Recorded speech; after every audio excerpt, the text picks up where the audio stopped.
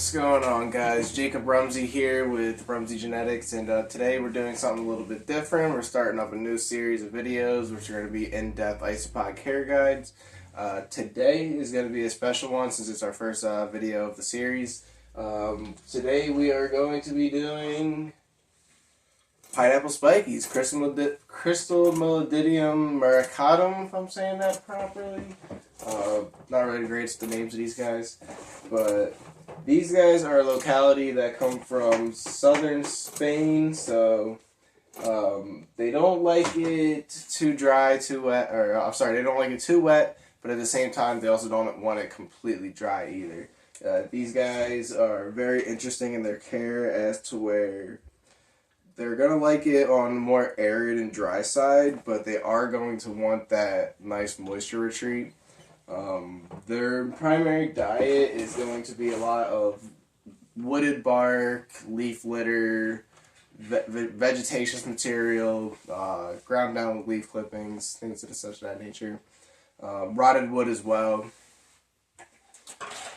And they can also be supplemented with a little bit of fruit material and what else is there? Protein as well, such as minnows, powder diets, the such.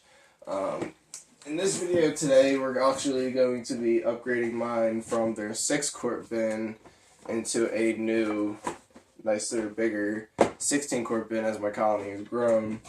And as we get this set up, I will flip the camera around, get you guys some better shots of the isopods themselves so you can see what they look like.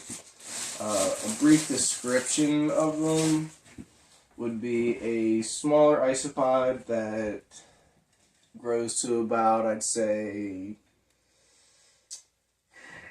about 8 centimeters, which I think would be like 5 millimeters. Like they're very small. Smaller than about, I think the biggest I've ever seen them is get to maybe a little bit smaller than 1/4 of an inch. Like they do not get big at all. They are very tiny. In terms of breeding, these guys are going to be one of your faster or medium level breeders. They're not necessarily very fast breeding due to the fact that they have smaller brood sizes, meaning they have less babies at a time. The thing is, single female will have about anywhere from 6 to 12 young per brood is what I noticed from mine. Sometimes some newer females will have less, but your older ones will typically have a little bit more like that. But once they do start producing, and once you start having bigger numbers, they do pretty much go off really crazy. In terms of substrate, you're going to want a rich substrate with a decent amount of pieces of rotted wood, chunky material such as cocoa chips, charcoal bits as well. Make it nice and lumpy, a little bit chunky, but to where it can dry out but still hold a little bit of moisture retention towards the bottom. Just because of the fact that these guys have a little bit more of a sensitive shell, they typically need that little bit more of crevices to get in between to not damage those little tiny spikes that I'll hopefully be able to show you guys on a macro lens in a little bit. But with the bin, so back to the substrate, they like to have about 2 to 3 inches digging space. They don't really like it too deep. For hydration, as I mentioned earlier, they're more arid species, so unlike most of our isopods where we usually keep their bin about a third moist or even half moist, these guys prefer it on just a smaller section, almost even 1/4 of their bin wet, and everything else pretty much more dry, with a little bit of a light misting across the top, just for that little bit of a humidity gradient, because even though they like it, their substrate dry, I noticed that they still appreciate a higher humidity level, but at the same time they're also going to want high ventilation, which could be one of the few challenging things with this species. Is keeping their humidity high, but ventilation more open and airflowed. Reason being, more airflow you have, the faster it's going to dry out. So you got to kind of stay on top of these guys a little bit more, almost misting them daily, but not soaking them. If you can get that down, then these guys will breed incredibly for you, hands down. So, nice little 2 to 3 inch layer. Get one more nice scoop in here. Don't want to make it too deep because we are going to add some of their old substrate from their original bin to give that biological boost. So, about that much, a couple inches away from your ventilation, so not too high.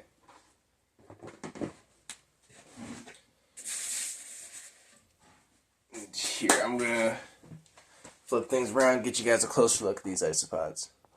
As mentioned, these guys are a very, very tiny species.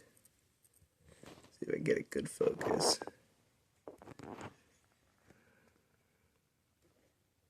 There we are. So they're not incredibly spiky. They're more like smaller, rounded nodule tips compared to like something that you'd be more familiar with, like a durian spiky or Ardentelia spiky, if I'm not mistaken. I could be thinking of a different species. I could be wrong. But there's 2 other spiky species that have much longer spikes than these guys. But that shorter, spiky shape, close to the body, with that pale orange, nice yellow color, is of course how they're going to get their brilliant name, the pineapple spiky. And just for comparison, to show you how small they are, that's them compared to a penny. They're tiny, tiny guys. Alright, so like I said, they're going to want it pretty chunky. A lot of bits in there, pieces, bigger leaf litter mix. One thing that I didn't mention earlier as well, though, is they're also going to want a really good calcium source because they do come from stony regions as well, down in southern Spain. So in here I got my usual coral calcium, oyster shell coated in coral calcium bits mixed in. That's not perlite. I know people see this and they're like, oh, well, you got perlite in there. It's not good for the pods. Or it's just a calcium supplement that actually mix into the substrate for the pods. When they're burrowing, they have easier access to it. So simply enough, when I'm transferring the pods, all I do is I take their old piece of wood with as many of them on there as possible. There's many, many more in this bin. Some days this will be completely covered. But I'll take this and I'll just put it into their new bin. Sometimes you gotta kind of find that perfect spot for it. But, oh, I actually forgot one thing. Before we do that, we got to give these guys a nice gradual layer of leaf litter. This will help with 1, food source, 2, more coverage, more hiding spaces, nooks, crannies, crevices. These guys aren't like ridiculously fossorial, so they don't hide in the substrate too much, but they will hide underneath their leaf litter. They will take advantage of that if given to them. And it also helps with that humidity level without getting the substrate too soaking wet that we mentioned earlier as well. So now after that we got that in there, this is when I like to add our rotted wood. I'll typically add the thin layer, a little bit here and there across the entire bin. But most of it, as I said, these guys are a dry living species.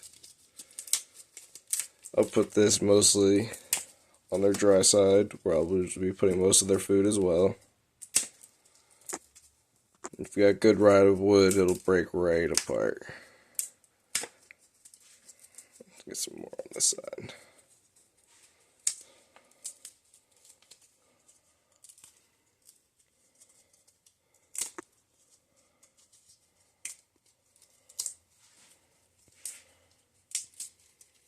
And again, this would be a great food source for both, again, the isopods, the springtails, all the little microorganisms that are going to be developing in there as well. And again, like I said, dry-loving species, so we're not going to give them a crazy wet moss area. We're just going to give them just a small edge and a decent corner. Again, because like I said, they only want about a quarter of their bin to be humid and wet. So, not like that. It's already pre-dampened, but it seems a little on the dry side. Give it a little shabam, some water. And now I'm getting just a little on the crafty side, but I forgot to put a little bit of natural green moss and dried moss in there. Just for a little bit of color, a little pizzazz, a little variety in the food source. So a little something different for them. But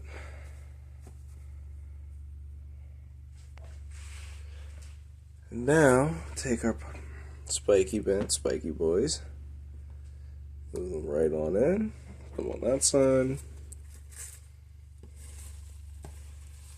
Like mentioned, like I said, there's a whole bunch more in here. And probably so many babies in here that we're not seeing.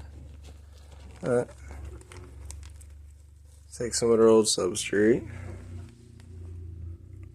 Just sprinkle this right down in the middle.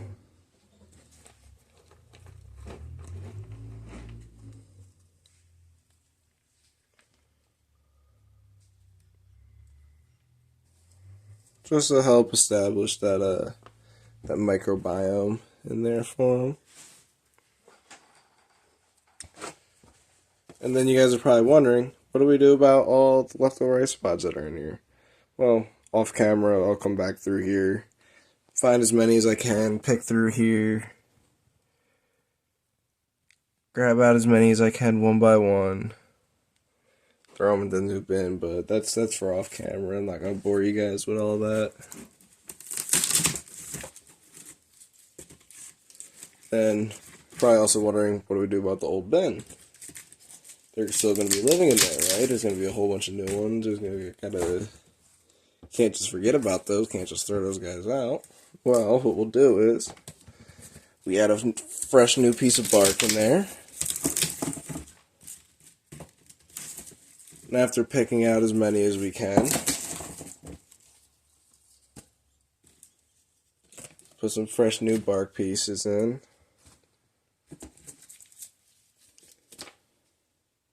And we'll just come through here over time, go through the bark pieces, we'll come through, collect as many as we can, transfer them over to the new bin. Potentially, over time, if these guys just start breeding out of control again, this bin potentially may be sold at an expo, might be sold to a friend of mine, never know, see what happens. But, long story short, it's how you guys long story short, is how you guys take care of your pineapple spikies. Since this is a new colony, I really don't recommend feeding them for at least, I'd say, about a good week or two. There's so much that we've added in here that they're going to be feeding living off of that supplemental feeding is going to be a little bit unnecessary.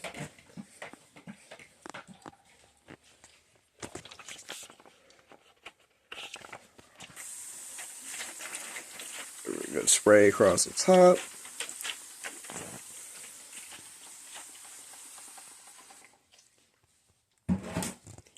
And yeah, guys, that's how you take care of your pineapple spiky isopods. I hope you guys enjoy the video. If you have any questions, comments, anything you'd like to share yourselves, like how you guys take care of yours, please leave them down in the comments. I'd be happy to hear it. Any questions, I'm happy to answer. And I hope you guys have a great day.